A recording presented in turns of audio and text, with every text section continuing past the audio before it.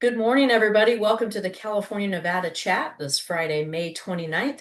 My name is Nikki Gatch. I'm the Executive Director of the Southern California PGA.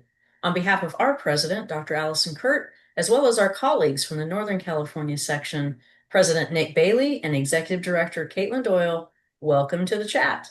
We hope your week has been great. Thank you for joining us today. We just celebrated Memorial Day weekend last weekend and officially have kicked off summer. We're hoping for some summer weather here pretty soon. We again have some great guests lined up for you today. In addition to our legislative update from Craig Kessler, Executive Director of the California Alliance for Golf, we're joined today by the team at Golf Zone America, a great new partner for both Southern California and the Northern California sections. It's been a great partnership so far, and we look forward to continuing it and introducing them to you today and beyond. So with that, I'm going to turn it over to Caitlin to introduce Team Golf Zone. Yeah, perfect. Thanks, Nikki, and good morning, everyone. Great to be here together this Friday morning. The pleasure of introducing the three Golf Zone America staff members on our call this morning. So first, Kevin Cawley is the regional sales manager for the West. So Kevin will be with us this morning, as well as Ryan Burke. Ryan is the business development manager for Golf Zone America. And then we have Ryan Needles, who is the director of business development for Golf Zone America. So all three of you, thanks so much for spending time with us this morning. We can't wait to learn a little bit more about what you guys do and how you can help our members in both SoCal and NorCal. So I will turn it over to you guys to get going here. Thanks so much, Caitlin. I really appreciate you guys having us on today, and happy Friday to everyone. My name is Kevin Cawley. I'm the regional sales manager for the West region for Golf Zone. So I oversee our partnerships here at SCPGA and NCPGA, and a number of states out west. So happy to be on with you guys today with my co-workers, Ryan Needles and Ryan Burke. So I'm going to get us kicked off here with a little agenda. First, we are ultimately going to go over some case studies and how we can, equip you guys with some ideas from what other Golf Zone customers have done from a green grass perspective, both public and private. I'll go over some Golf Zone product with you, both our 2Vision NX system, which is our more gameplay-oriented system, as well as our Golf Zone GDR Max, our Golf Zone driving range, which is a more club fitting, coaching, data-oriented system. Talk a little bit about the history of our company, where we were founded in Korea, and then we'll wrap it up at the end with a little Q&A. So with that said, we'll get things kicked off here with the case studies. I'll kick it over to Ryan Burke to go through some important questions that you guys should be considering as you navigate your facilities.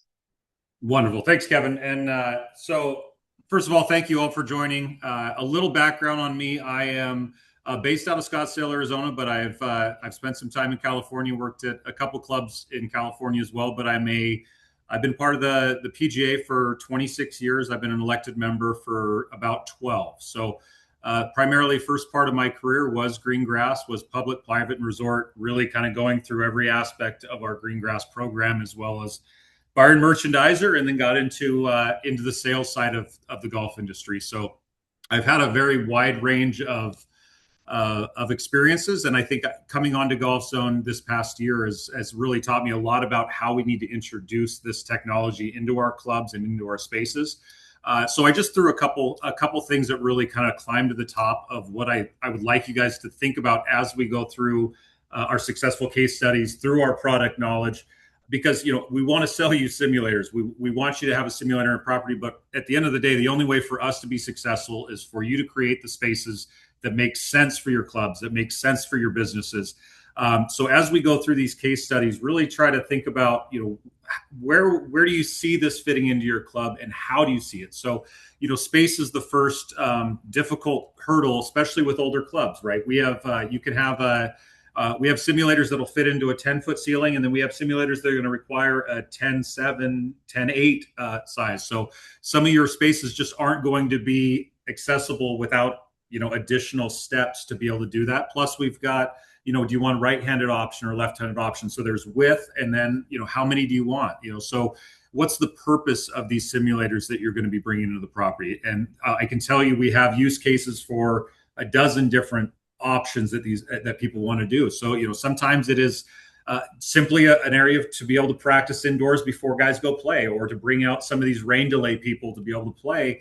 A lot of it's food and beverage made, and we can say if your purpose is to drive revenue through food and beverage, the location and the build out is vitally important as we start to go through here. So there's safety issues, right? So the box is ultimately 15 by 15 by 10.8 for our Two Vision NX.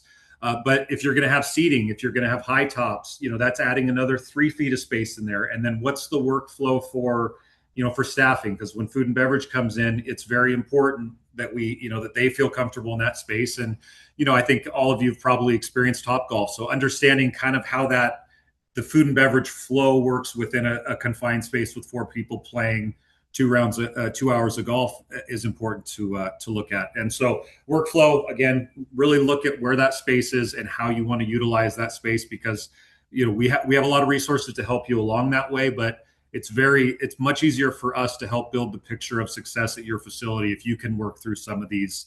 And then, lastly, profitability. That's super important for some clubs, and for other clubs, it's an amenity. So, identifying how you want to be successful, is it utilization, and those are resources that, following this webinar, if you have, we have spreadsheets and things that we can help say, with 3 bays, this is your hourly utilization at this rate, to be able to come up with your profitability calculators as well. So keep these in mind. I'm going to kick this over to Ryan. Ryan's got a few different workflow cases that I think will give you guys a good general understanding of some of the successful clubs that we've had. And then, Kevin will go through some of the actual product. And then please, you're welcome to put in questions. We'll answer them at the end, but we'll open it up at the end to just, fire away. So, please let us know what we can answer for you following this. Thanks, Burke. Low background on me. I didn't come from the golf space, been an avid golfer, but I've been with Golf Zone for 2.5 years. And I came from experiential products. So spent some time with Tesla, Peloton, other experiential brands. And I think Golf Zone is much of the same. And found my way into golf through software sales. And, in software sales, we always like to tell the story through the customer eyes. So that's what we really want to talk about here. I'm going to run through these relatively quick. Don't worry, I'm not going to go bullet point by bullet point, but just some common theme takeaways and some learnings that some of our clubs have had across different spectrums, different audiences, different club ownership structures, and then private and public facilities. So you'll see this first use case it's called Iron and Ember. It's in Tuscaloosa, Alabama. So it's actually the former Alabama men's golf facility building. So they have a clubhouse, they have a huge driving range practice facility that the Alabama men's golf team used to use. And then they had a building that was turned over to the city. So this is actually owned by Tuscaloosa Parks and Rec. And they didn't know what to do with this space. So they put in 4 simulators. So this is our new space option. The next one we're going to talk about is a redesign, going through a CapEx project and understanding how it fits into a new clubhouse build in the private market. And then the last space we'll talk about is using underutilized space. So how do you turn that banquet room or that room that's not getting a ton of use or is not contributing revenue per square foot? And how do you turn that into a great use case for a public course? So Kevin, if you can jump back to Iron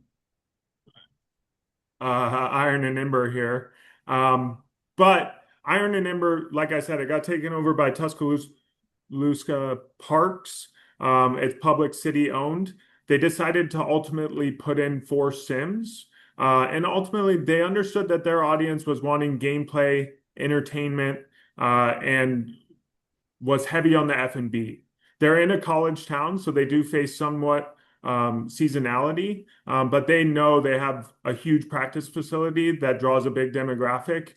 They also have really consistent leagues at Old Colony that they were looking to bring indoors during the winter months. People play in the winter out there, but January, February can be challenging, and they were seeing some really inconsistent revenue over those times. So their breakdown so far, they've been open for about 7 months so far. 60% is coming from bay rental, 30% is coming from F&B, and then 10% is coming from event rental, which they expect to get even more as the college campus starts to hear more and more about it. So heading into the fall with football season and basketball season, big corporate buyouts are a big plan of their revenue.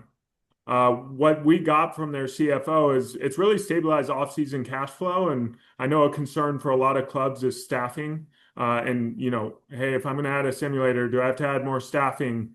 Burke talked about it all the time. It's like, oh, it's another simulator or another thing that could break or that I'm going to have to work on. And we understand you all as PGA professionals are wearing 5 hats and trying to do one job or a million different jobs. So the last thing we want to do is add more to the plate. But this is actually, with their trouble with turnover, it's allowed them to be more consistent in their staffing and keep these college kids throughout the off season, which has been great. What surprised them since installing is the amount of high school teams that have engaged them. Junior camps, summer camps have all engaged the city parks, and they're really filling the summer months with those pieces. So they were happy to tell us they attained profitability on their expenses and their costs and everything in their first quarter. And they're starting up 3 different leagues now. They started with just one, doubled it in the second season. Now they're adding a 3rd league. So that's the public facility. They're also doing subscriptions. So they have a outdoor driving range and then indoor bay time. So I think getting the word out because it's separate from their clubhouse around what they offer and tying that into the clubhouse has been a really important piece. We'll jump to the next one, Kevin. So Innis Arden, totally different. Obviously, they have a full off season at Innis Arden. They're in the Northeast. They're in Greenwich, Connecticut. They were undergoing a clubhouse renovation right during COVID.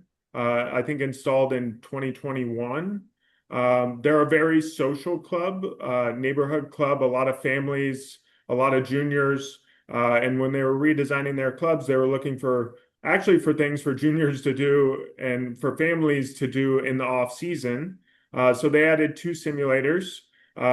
They have a unique structure, as a lot of private clubs likely offer this as amenity and think about raising dues or how they're going to cover it, or if they're looking to retain membership. They actually do charge for bay time. It's relatively cheap. I think they charge $20 or $30 an hour for bay time. And they're driving some pretty consistent revenue with that. But what they found out is that actually junior camps in the summer, when it was extremely hot, they really connected with learning golf indoors. So their junior camps are exclusively run indoors with 2 of their PGA professionals. And they love the simulators. They get on our arcade mode. They get on par 3 courses. They utilize the driving range. They come up with creative games. And that has been a huge hit for them at Innis Arden. We've also been able to map their course. It's launching here shortly. So that's one benefit of working with GolfZone is we will map the course that has our simulators, and that's no cost to the club. And it's exposed globally to our 6.5 million members. So that's the private use case with the clubhouse redesign. We'll jump to the last one, Kevin. The last one is Club at Frisco Farms. So Burke and I are actually in Dallas right now. We just visited this facility yesterday. So public facility. They had some underutilized space on one end of their clubhouse from a banquet room that they were converting. So they decided to put in a simulator. Texas, no off season really in Dallas, but their plan was really around F&B. This is an Arcus-owned facility, so F&B is a huge driver there. And they are running, I think, two leagues now. This one is our most recent opening. It probably opened 3 or 4 months ago. But they've been averaging about 6+ hours daily on the simulator since opening. Um, their rack rate for a Saturday is $75 at this public course, and they still are charging $50 an hour per the simulator. And when they're seeing simulator bills come out, staffing are loving it because a $200 bill with F&B and the average bay rental or the bay rental hours, they're tipping on that full amount. So that was what the head pro told us yesterday is that, the staff is finding that they really want to work the simulator room if they have the opportunity because the tips end up being really nice. So they spend a lot of money on F&B here at Texas. Their method for staffing this is they have one person. They also provide a menu and a QR code in room. So they have a little bit of technology and people can order and everything straight to the simulator room. They're finding that private room bookings and events are picking up. There is a lot of big corporate outings that are looking for room spaces for events, for meetings, for sponsorships, something unique for small teams. So, they're planning to increase their marketing on that piece as well.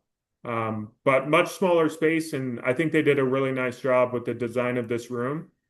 And that kind of takes me into the common themes amongst all three of these. I think the most important thing is, like Burke talked about, building a space that people want to hang out in. We see that across our commercial operators that are just golf sim bars as well. Build a space that people want to hang out in and make it a cool place for them to be. I think league play and event rentals really drive league play drives the consistent revenue. I think event rentals and how much you can do with that can really drive the incremental. Simulators and this technology really appeals to the younger demographic and they take really well to it. So if you're looking to improve juniors, anyone under the age of 20, 25, and get them into the game of golf, which Kevin will talk about with our mission behind accessibility. Juniors take really well to this, and there's big opportunity to drive revenue through that. The staffing is different at each of these, but I think ultimately what they found is rather than adding additional hats to the PGA professional or whoever's running the facility, it's really drive some consistency in staffing because they can understand what to expect and the data is very clear. So I'm not going to spend any more time on it, but those are the three use cases that we have, and we have a ton more that we can share in one-off conversations. I'll kick it back to you, Kevin. Thanks, Ryan. All right. So I'll give you guys just a brief history of kind of our company and the founding. So our chairman and founder of our company was a former Samsung executive, and when he retired, he wanted to go play as much golf as he possibly could. And in Korea, golf is a completely different situation as far as two things. One, geography, being landlocked, everything there is very vertical. They don't have a lot of land for golf courses. And then just the disparity between public and private. There aren't a whole lot of public golf courses there. It's mostly private and it's an all-day affair. So you're going for breakfast, you're going to play 9 holes, you go eat lunch, you finish the back nine, and then you have dinner and drinks and everything afterwards. So it's just a completely different approach. And when he retired, he was going to the driving range a lot and, 2, 3 stalls or every stall had 2 or 3 people deep and he was just having to wait. And it was somewhat frustrating for him. So he and his wife and, with his contacts at Samsung basically built the first prototype in their house and then approached a local golf course about adding it to the facility as a prototype just to see what the reaction would be. And over time, it took a little bit of time for people to get used to it. But over time, the line for the simulator ended up becoming longer than all of the stalls for, the basic driving range. So I think overall, his mission has always been accessibility and getting new entrants, new participants to the game and making it fun. It's never really been to replace the green grass side of things. We're here to enhance it, bring new entrants to the game, like I said, and new opportunities for you guys at your clubs. So we were founded in 2000 in Seoul, Korea, and the U.S. branch was founded in 2016. So we've been here now for about 10 years. Um, Two biggest systems right now are the Two Vision NX, which is our more gameplay oriented systems, full tee to green, high speed camera based, swing plates, all of that, and the GDR Max. So those are our latest offerings. But you can see, just visually, I'm not going to go through all of them, but the different iterations and what it started out as is, a real platform and how we've integrated the touchscreen kiosks and different technology over the years. I think this is probably the most impactful slide, and the numbers on this slide really, I would say, give you a great idea of where we are at globally as a presence. So we have nearly 13,000 locations now. Last year, we had over 8 billion shots hit on our systems, 102 million rounds played by almost 6.5 million registered users. And that does not include any guest rounds, and those are full 18-hole rounds. So pretty incredible from a numbers standpoint. When you think about it, tournaments hosted as well, 160,000. And one of the other big things about our systems that I'll get into here in a little bit is our network play. So with tournaments, you can keep those locally. You guys can do head to head. We can eventually, and Nikki and Caitlin and the teams at each respective section and I have talked about it. We want to do a NorCal SoCal battle. We can do that network play. So everybody's golf ball shows up live on every player's screen, and we'll host you guys at a facility or something like that. So just the connectivity with our systems there is great. So I'll give you a little bit more on the NX system here. Again, this is really our full tee to green gameplay system, putting included. I would say this system, being high-speed camera-based, is really going to put the gas pedal down from 100 yards and in. I would say that's probably the biggest knock that most simulator golf experiences get, is that, wedge shots, pitching, chip shots, particularly putting, are not great experiences. So that ultimately just kind of falls off, right? They'll hit drives, they'll hit approach shots, and then they'll just kind of go to the next hole. But with our system, it's a full immersive experience. And with our swing plate, our latest iteration is called the motion plate. It is a 64-way moving plate with pressure plates built in. So not only does it give you the live recreation of the golf course that you're playing, uphill, downhill, side hill, we have 4 different surfaces as well. So fairway putting green, rough, fairway bunker, and greenside bunker. So you're really getting every aspect of the game from the lie that you would have during that round. We also have the auto tee with that system. So never having to pick up or tee up a golf ball ultimately increases the round by about 20 or 25%. So you can get more people in and out the doors. So from a revenue standpoint, that always helps. A typical round of golf, if just as a single player, obviously it's going to depend on ability level and settings and that type of stuff, but you're looking anywhere between 30 and 60 minutes per player. So, a foursome, you're still looking at about probably 4 hours or 3 hours, give or take. Our NX system is built on the Unreal Engine. So from a graphics perspective, it's the latest, greatest that we've got. And we actually have a huge graphics update coming later this year. All of the courses that we're mapping now are going to be included in that new big graphics update coming sometime later this year, hopefully this summer. But it's going to be pretty incredible. I mean, it looks like you're almost there, and we can share a video with you guys after, and maybe have Caitlin and Nikki include that in newsletter or something. From the swing plate perspective, again, so it gives you the pressure plate feedback where that golfer's weight is, both during practice and during gameplay. So if you want to sit there and teach on that system, uphill lies from 150 yards, and really work with your students to get them to understand how their weight should be moving on something other than just a flat lie. It's always great to put them in that real-time situation and have the technology there to allow them to better understand how to hit those types of shots. This is the network play that I was kind of talking about earlier. So these are screenshots from our Golf Zone tour. Network play is ultimately, again, just live shot for shot golf. You can keep it separate and just do tournaments, leagues hosted locally, like the Ryans were talking about earlier as well, and keep it offline. You can do rolling leagues. You can do weekly, Monday night is 2-person scramble. Tuesday night is individual. Wednesday night is ladies night, wine and nine. There's so many just different creative things that you can do to drive traffic and really hit a number of different people.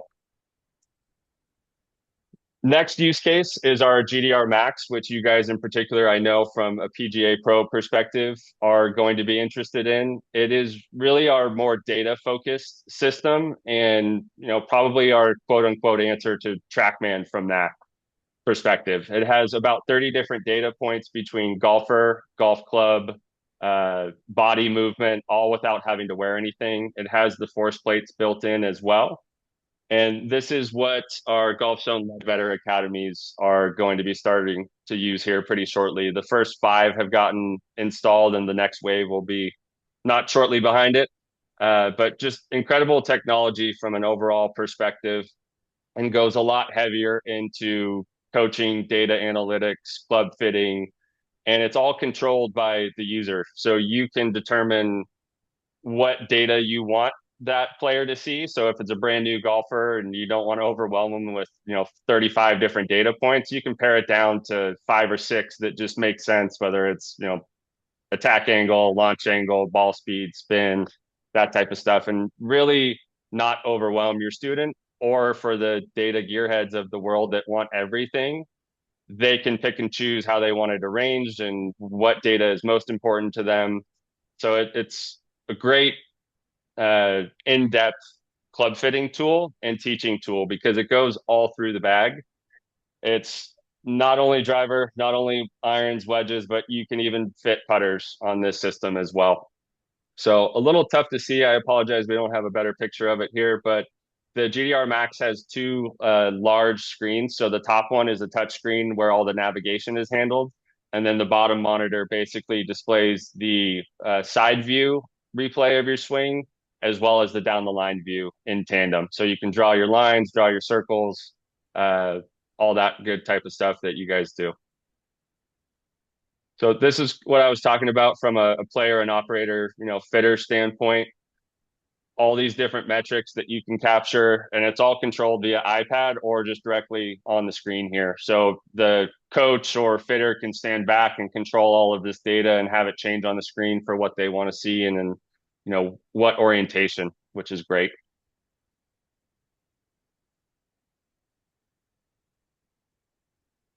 All right, a couple more things to support from an operations standpoint. So our Golf Zone Global app is free for all end users, just something that you download, create a profile. It ultimately allows you to enter all of your unique individual information, so you don't have to enter it every time you come to the facility. So things down to what my preferred tee height would be on the auto tee, my tee box, what difficulty level, what dexterity I am. So if I'm a lefty, the auto tee will pop up on the correct side. All those little details are in there, as well as a caddy feature. So you can enter all of your yardages, and the caddy feature will give you not only on-screen cues, but give you the correct club based on the distances that you've entered. And we'll also learn your yardages as long as you're logged into the system as you play. So it'll track your progress, keep track of all of your statistics like fairways hit, greens hit, putts per round, sand saves. So it's a great tool as well, particularly like, with juniors who are looking to track progress. You keep track of all that generally on a green grass round. There's no different on a simulator. We do it the exact same way.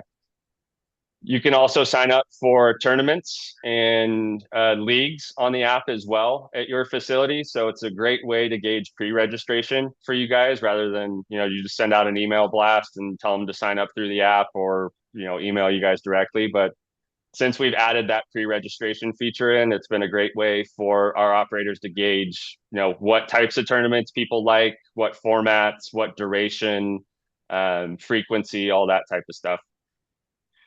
All of your swing videos are in there as well. So it'll depend on the system. On the 2Vision NX, we only have that face-on swing camera replay. We do not, unfortunately, have a down-the-line camera. But with the GDR Max, you would have both and all the pressure data in there as well, which is great. Within the app, it's not advertised here, but we do have AI swing analysis as well. So it'll get into things like kinematic sequence, ball positioning, things like that, and then also give you recommendations based on your individual swing grades. I know I touched on it a little bit before, but our Golf Zone Tour, we started in 2024. It was basically a way for us to drive traffic to our commercial operators all throughout the country. So basically how it works is they host qualifying sessions for people to represent their facility. It started out as a team of 5. Last year it was a team of 4. And this year, season 3, will be a team of 4 again as well. But basically driving traffic into our commercial operators and our green grass facilities as well are no different. They can compete in the Golf Zone Tour and represent, your respective facility. And then we go through qualifying rounds, and ultimately have the grand finale at the PGA show. Will be in January of next year. So we did that the first year, and it was fantastic to see. The fire marshal, I think, got a little annoyed with us because the hallways and the lines and everything were packed with people looking at what was going on. But it was fantastic to see live golf in person and people playing for $300,000. So we'll be doing that again next year. But the other thing with that is our Golf Genius partnership there. So I know a lot of you already work with them, and we work with them on Golf Zone Tour and are hoping to have integration with them from a more permanent perspective within our systems to make tournaments and leagues a little bit easier as well, as far as leaderboards and things like that. But they do run the Golf Zone Tour with us. So a great partner to have there, and just makes the integration a lot easier at the end of the day. I'm going to throw it back to Ryan Needles here just for a few. He touched on it briefly before, but to go a little bit more in depth on course mapping and how we can help you guys on that front. Yeah, thanks, Kevin. I just wanted to give the high level on acquiring our course library. So Golf Zone as a whole, we have about 320 courses total.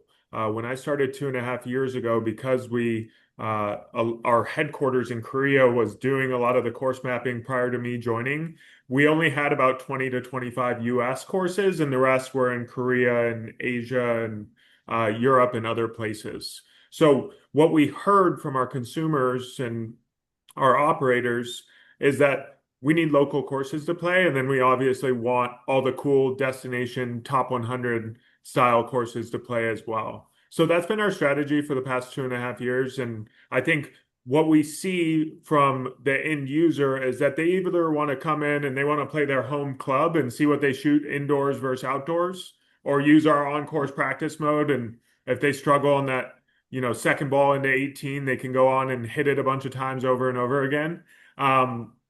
So what we offer is we have 60 US courses now. We have about 100 plus in development right now. So we've kind of filled up the calendar. But for our clubs that are using Golf Zone simulators, or even if they want additional exposure, we come out and we'll map the course at no cost to the course.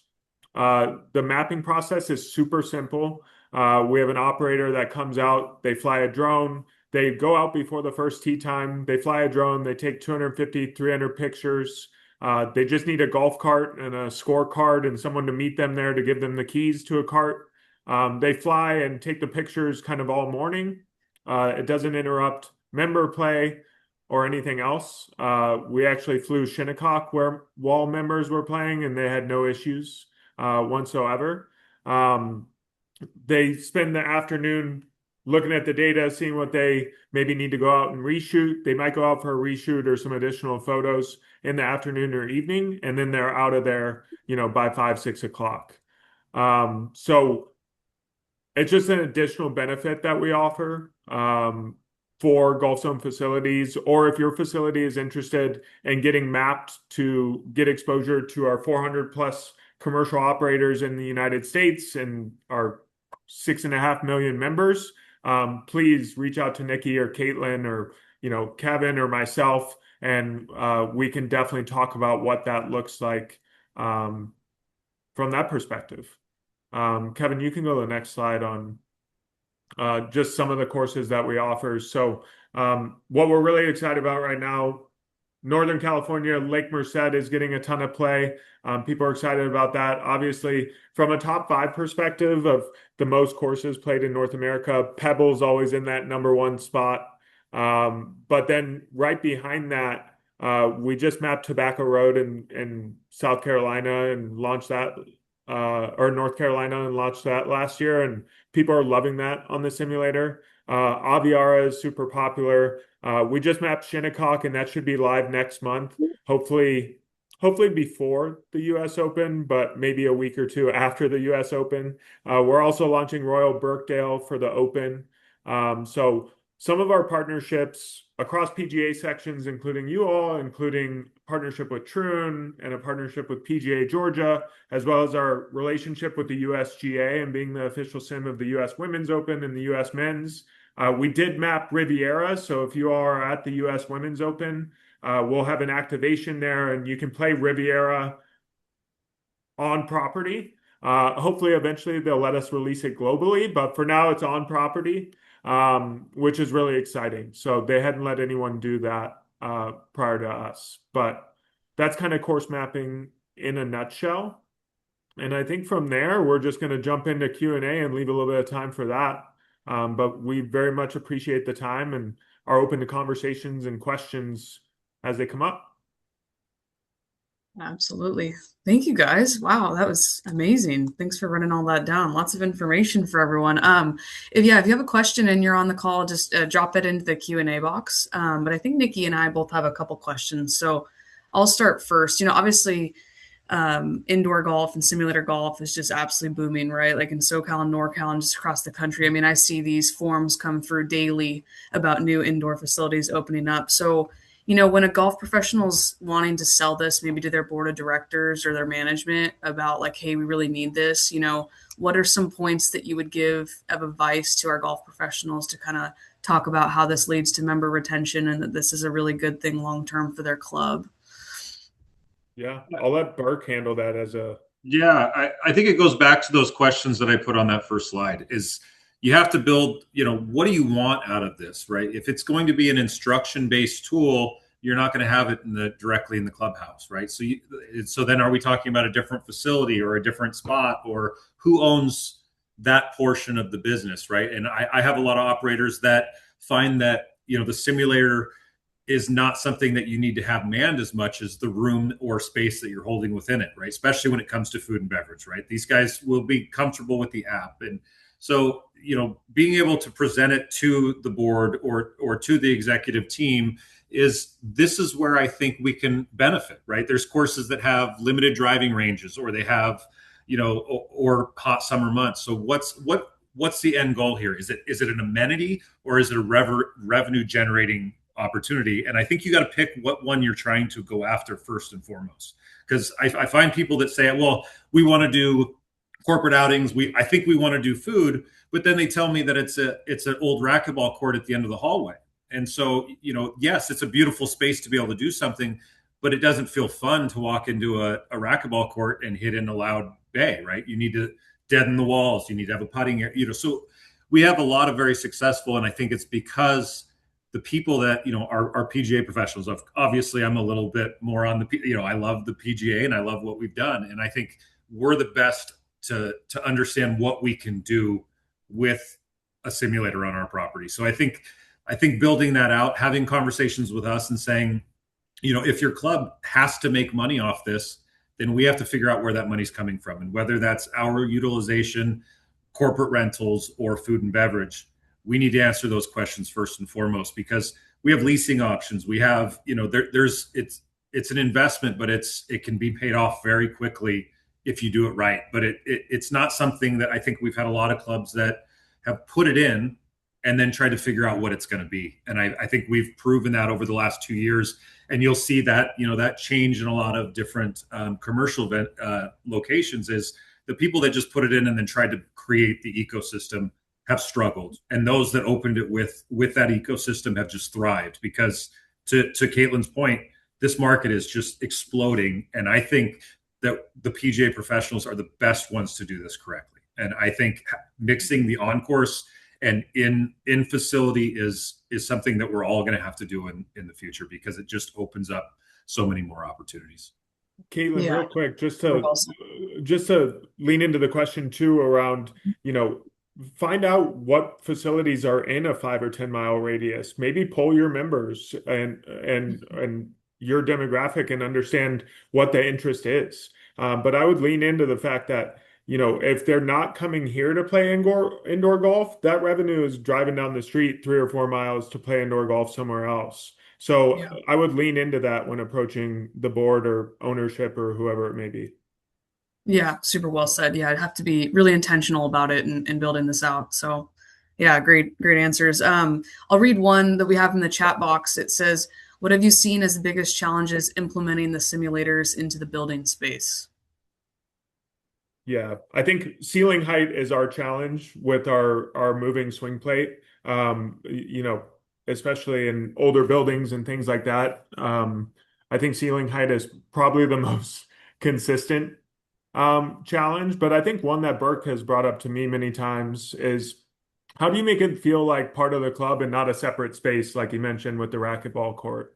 Like I mentioned it during, our successful operators really make it feel integrated into the space. And sometimes the room or what's available in terms of space isn't the easiest to do. So getting use cases from us or from whoever you may use on how they've integrated into the space is important, but strictly from an operational standpoint, ceiling height for sure, and having that 10-8. That's great. Thank you. Nikki, did you have any questions? Yeah, I just wanted to, excuse me, follow up on, it was mentioned about Riviera and the U.S. Women's Open next week. Can you talk a little bit about maybe some of the activations you'll have? So maybe some of our members that might be attending can swing by and take a look. Yeah, would love that. I think Ryan Burke will be on site. I don't know if Kevin's on site, but we are the official sim of the U.S. Women's Open, U.S. Men's Open. So at the Women's Open, we have at the fan experience, we have a simulator at the USGA fan experience. We also have one at the USGA Champions Pavilion. So I'm not sure what holes they're on Riviera, but in the fan experience area and at the Champions Pavilion, we will have simulators on site and running closest to the pin competitions. And if you all stop by, please take your shot at closest to the pin and feel free. We'll have staff at each of them to talk you through the sims, and you can see a full build out as well. I'm asking Taylor to send you guys some more info on that as well, because we definitely have some material we can share. And yeah, something I want to add to that too is we would love to have you at the U.S. Women's Open and see that. But in general, with these simulators, I been in the PGA for a very long time, and I can say that I didn't understand what was available within the simulator market right now. You really have to get out and get on these systems.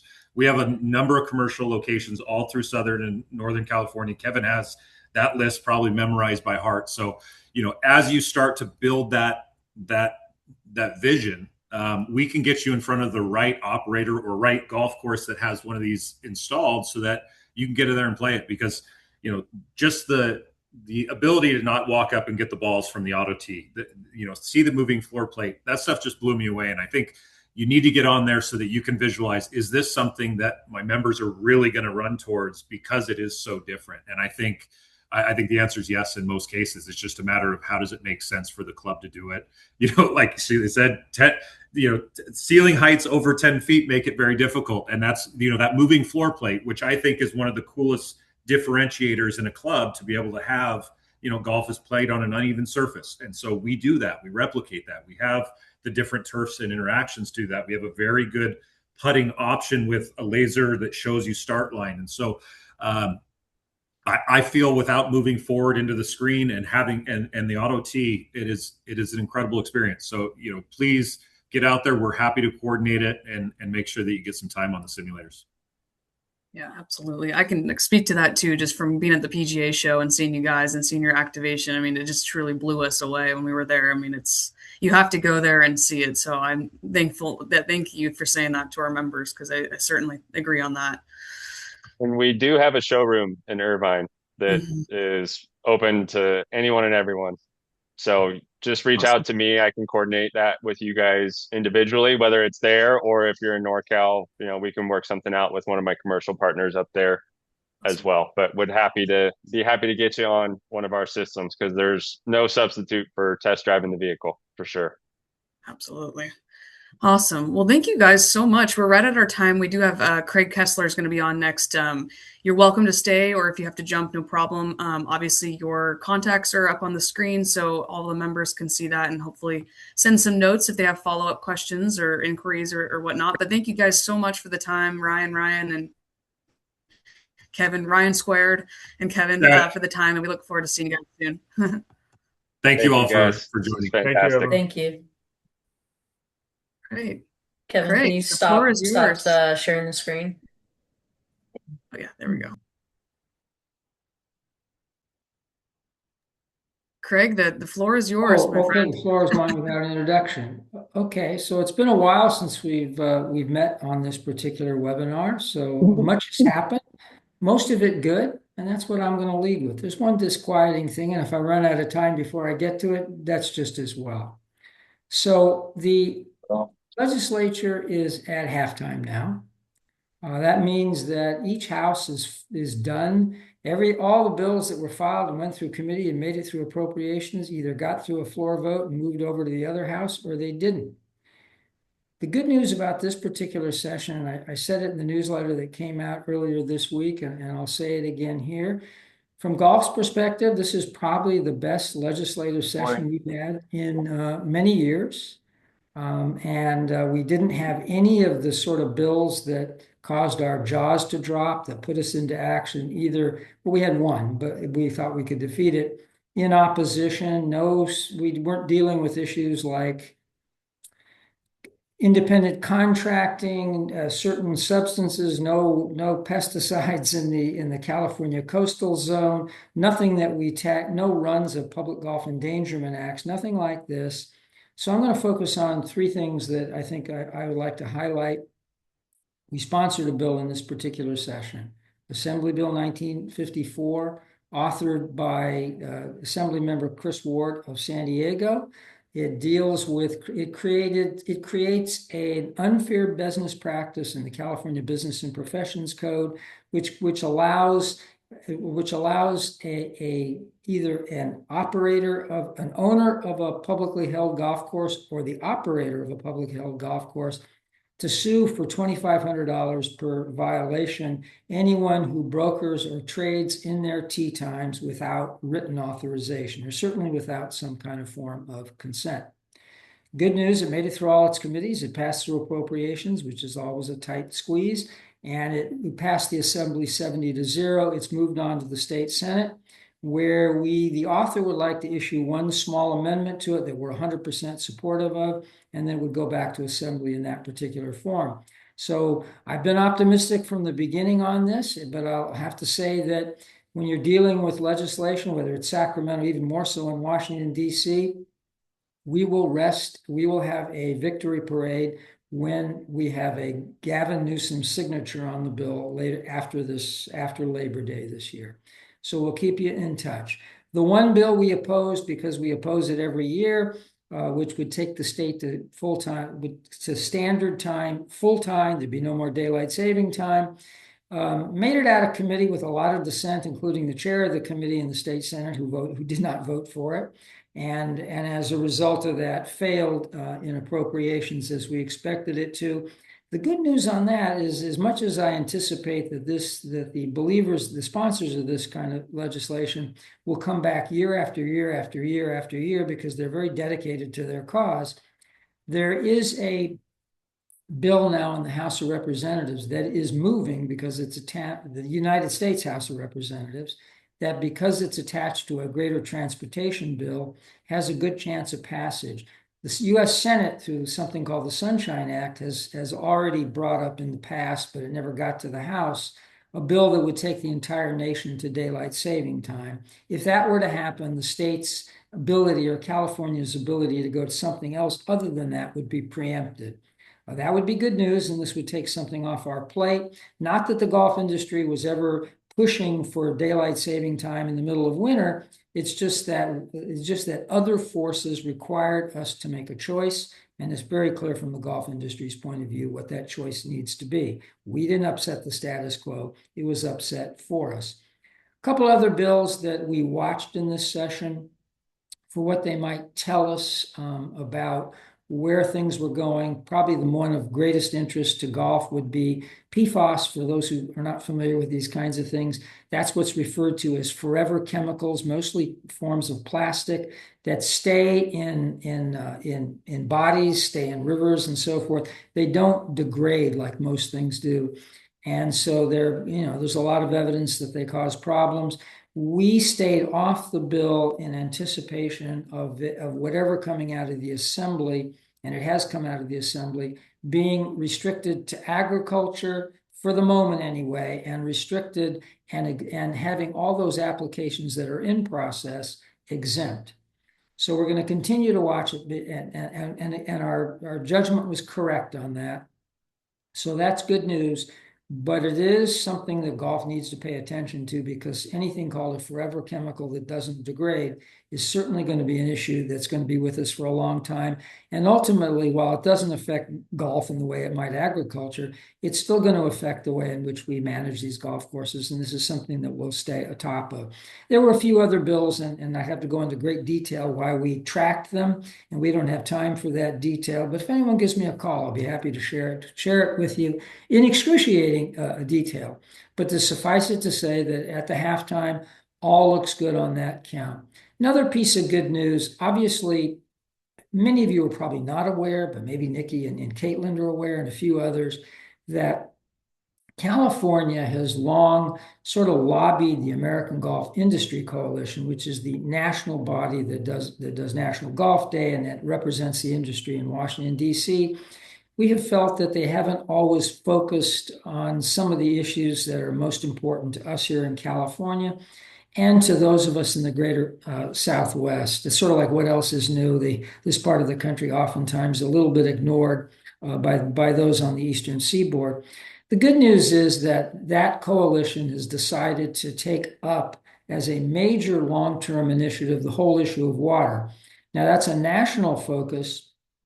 And by the way, water is increasingly an issue all over this country, maybe not in the same way it is here in California, but they've taken it up. And so some of us from Southern California, both in the GCSA world and the SCGA and the California Alliance for Golf, along with Arizona and some other Southwest interests, along with our national organizations, sort of kicked this off during National Golf Day when we peeled off for a meeting with the Department of Interior, actually the Bureau of Reclamation, which ultimately has responsibility over the Colorado Basin and ultimately responsibility for trying to get the 7 states together before they have to enforce something from on high to get us to some kinds of agreements to share the poverty, really, of the Colorado Basin. Because a river that was allocated 104 years ago at 17 million acres, and that was a miscalculation, but that was more water than the river actually delivered